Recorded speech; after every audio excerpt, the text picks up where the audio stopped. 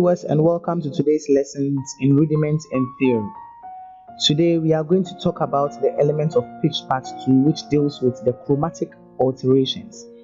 Previously we were talking about pitch and then pitch class, and then we said that a pitch is the relative highness or lowness of a sound, and then the term pitch is also used to describe specific tones. We also talked about pitch class being a generic designation referring to sounds or tones sounding the same but are separated by relative highness or lowness. We also talked about the staff being the 5-line system used to locate pitches. And then we said the grand staff is a system of 2 5-line staves spanning the complete usable range of pitches with the use of ledger lines. We also made mention of clefs being a specialized symbols denoting specific pitches on a staff, of which all other pitches are located in relation to these. And then the last thing that we talked about was ledger lines being horizontal dashes that are used to extend the range of a given staff, whether above or below its 5-line boundaries. Today we are going to talk about the element of pitch part 2, where we are going to lay more emphasis on chromatic alterations. But before that, let's look at our learning goals for today. Our first objective for today is to define diatonic pitches and then chromatic alterations. Then we are also going to define musica ficta, what musica ficta is, accidentals, and then precautionary accidentals. We are also going to look at the enharmonic equivalents of these various pitches. So let's define the following terms. When we talk of diatonic, what do we mean by diatonic? A diatonic denotes pitches that occur naturally in a theoretical system of music with respect to its component. So any pitch that occurs naturally.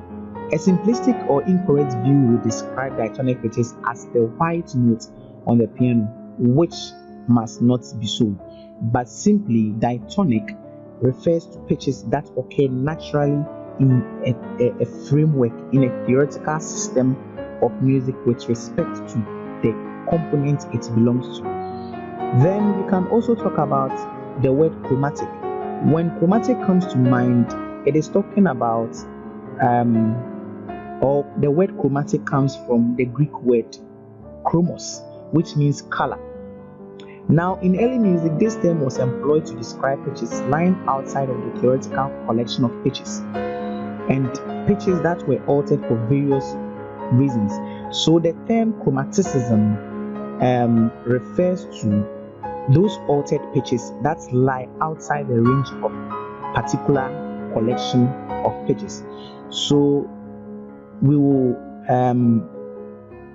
hear the word chromaticism from time to time to describe those altered pitches and their effects in music. Now, when we talk of the musica ficta, early music made use of a fixed number of pitches organized into a system of overlapping 6-tone sequence. And as compositional styles evolved and new resources added, composers were altering pitches for a variety of reasons. Sometimes the pitch was considered too hard and was therefore softened or lowered, and sometimes pitches were altered or raised to provide a more pronounced resolution to a following pitch. These altered pitches were called musica ficta, and musica ficta was actually known to be false music. That is what it was contrived to be. So a contrived or a feigned music. That was the meaning of the musica ficta, because the original pitches were altered, either raised or lowered. And originally, the conditional use of these alterations was understood, therefore it was not notated. But in time, the symbols representing an altered pitch were added above the note, almost as an editorial marking.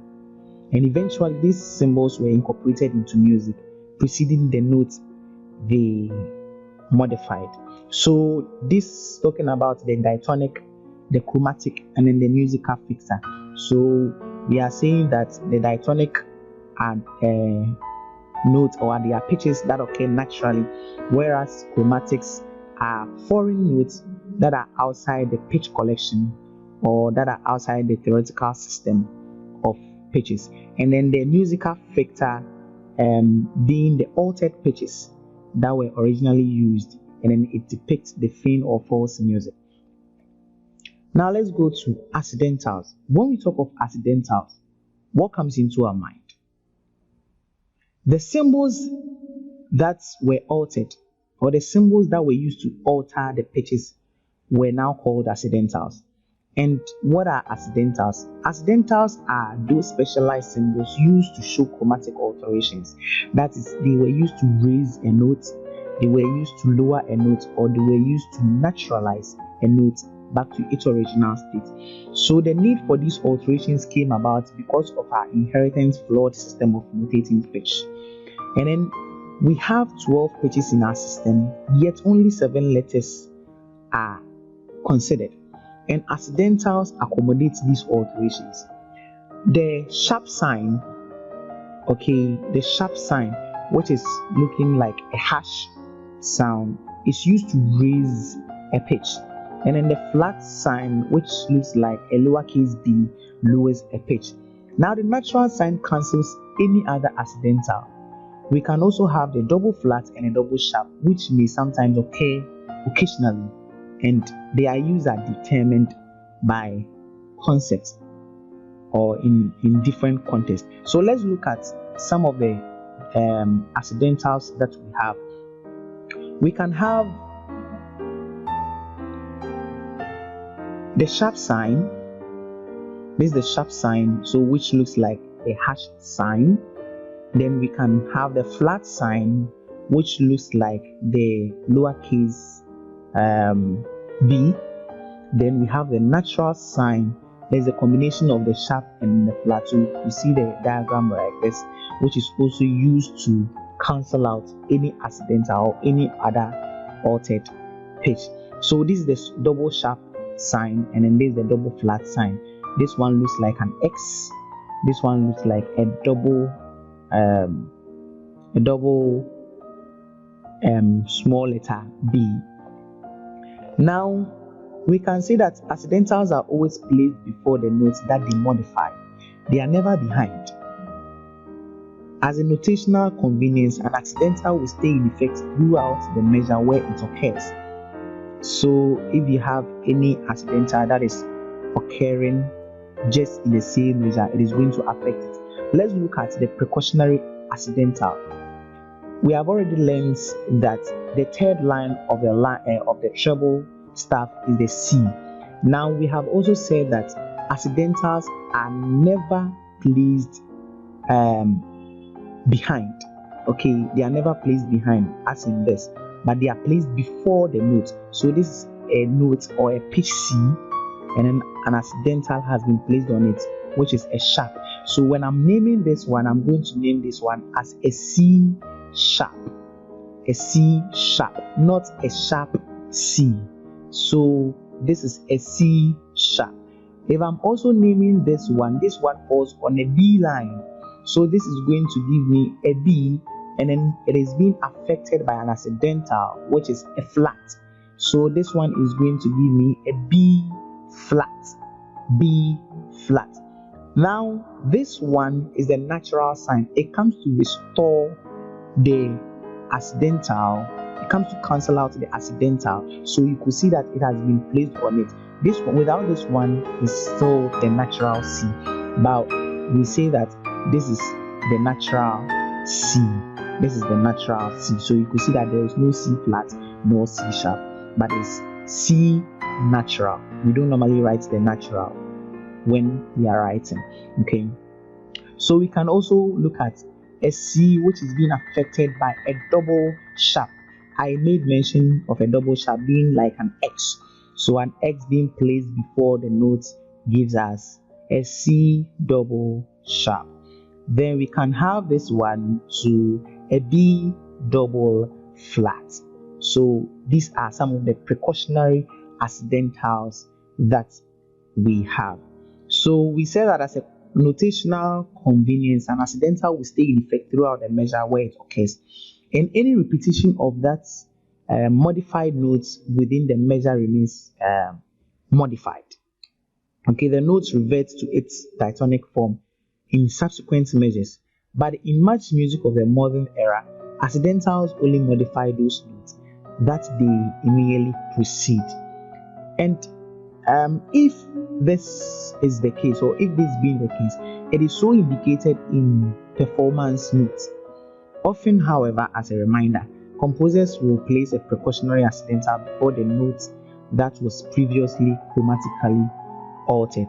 So you could see that this one has been altered already. So precautionary accidentals, they will just place an accidental, precautionary accidental, to depict that the note was originally altered, so that it will come to the normal or the natural sign. So we can have some examples of the notes here. We have the line F, which has been altered, and this is given as F sharp. The line G, which has been altered by a sharp sign, so we get G sharp. Please take note, if you see it in this way, you shouldn't mention it as a sharp G. It is an error to do so.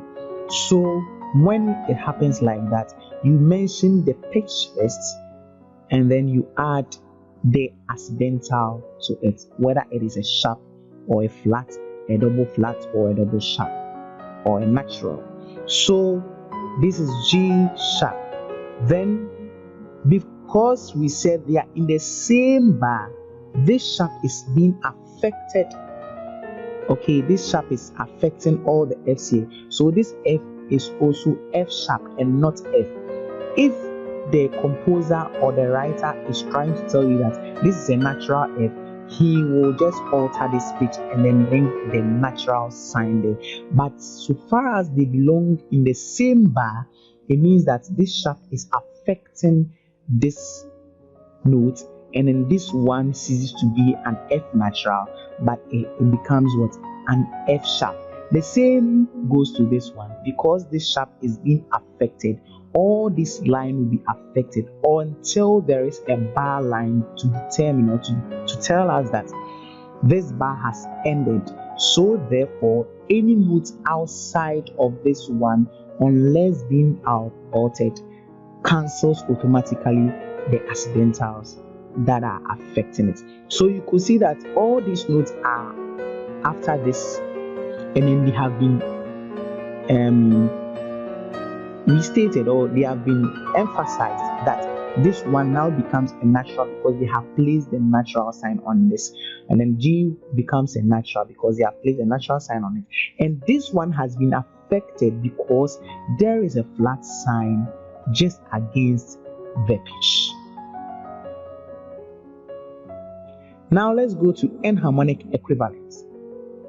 Enharmonic equivalents are simply notes which have the same sound but are being spelled differently.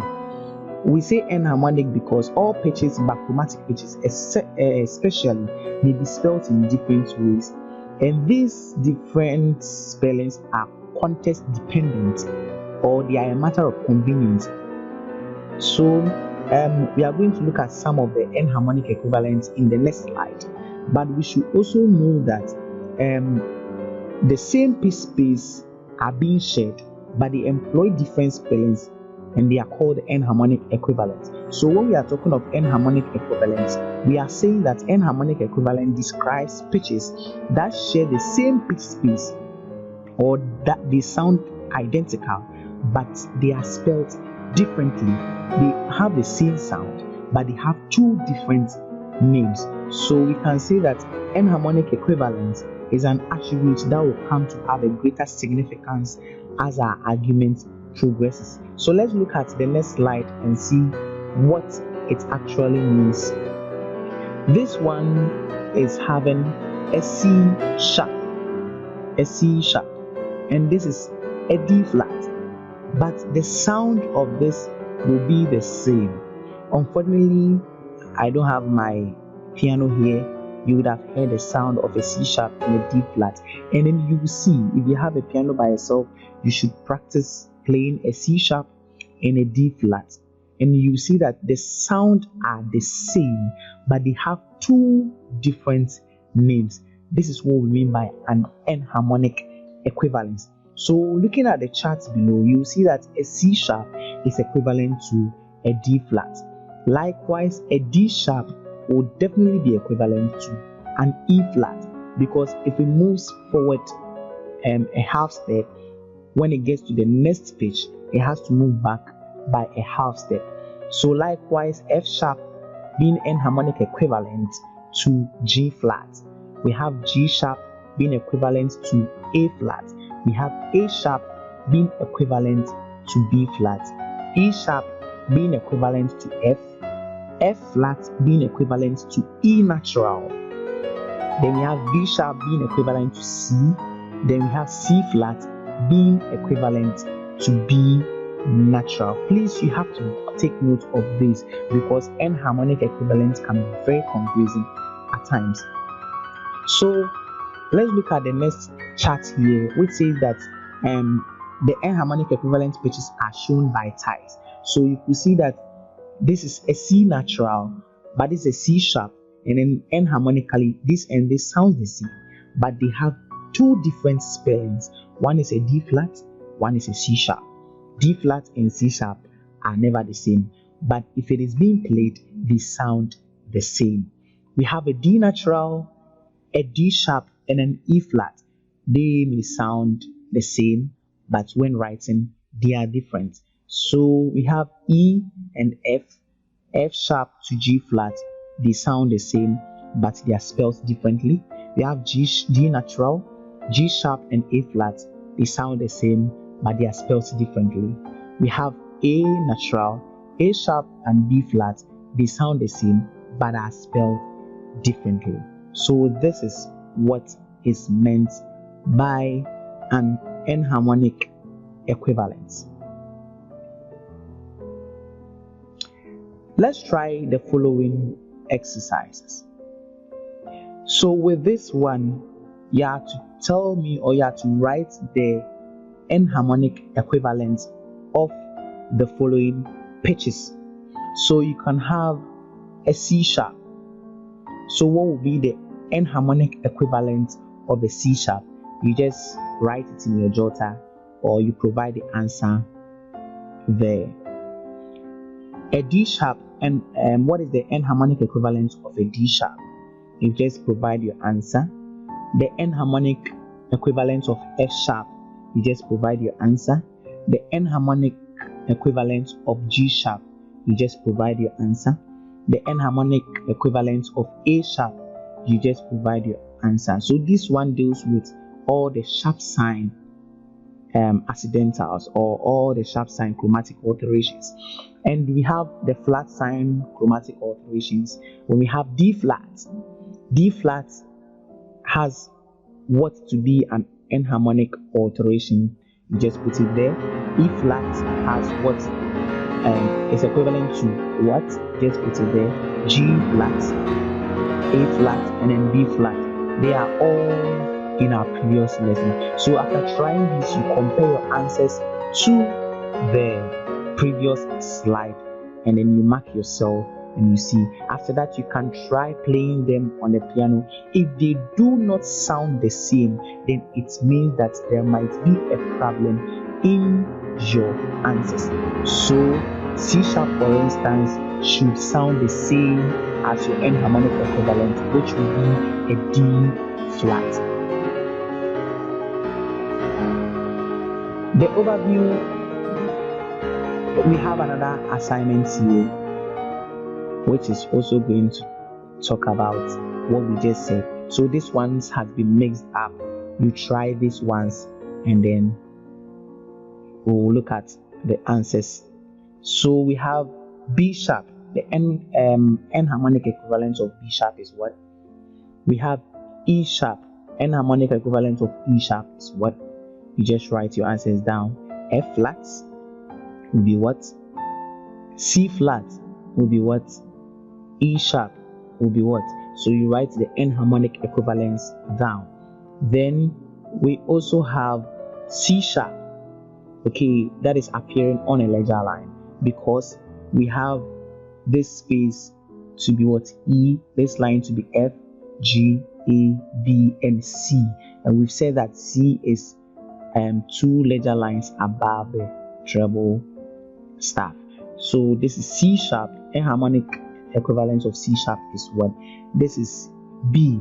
Enharmonic equivalence of B is what? This is E. Enharmonic equivalence of E is what? This is F. Enharmonic equivalence of F is what? Then this is C. Enharmonic equivalent of C will also be what? Overview. Now you should be able to understand what diatonic and chromatic pitches are because we have elaborated them in the previous in the opening passages of our lessons, and we say that diatonic are pitches that are naturally in the pitch collections, or they are in the theoretical system of the pitches, whereas chromatics are foreigners, or they are altered pitches that are outside of the theoretical system. You should also be able to understand what a music affector is, what an accidental is, and what precautionary accidentals are. And the last thing, you should also be able to understand what enharmonic equivalents mean and then what they are. And we've already said that enharmonic equivalents are pitches which sound the same but are spelled differently, or they are written differently. Okay. Thank you, and I hope to see you in our next lesson, which is coming out soon. Don't forget to leave your comments in the comment box, and don't forget to subscribe for new videos and new e-learning. Have a wonderful day.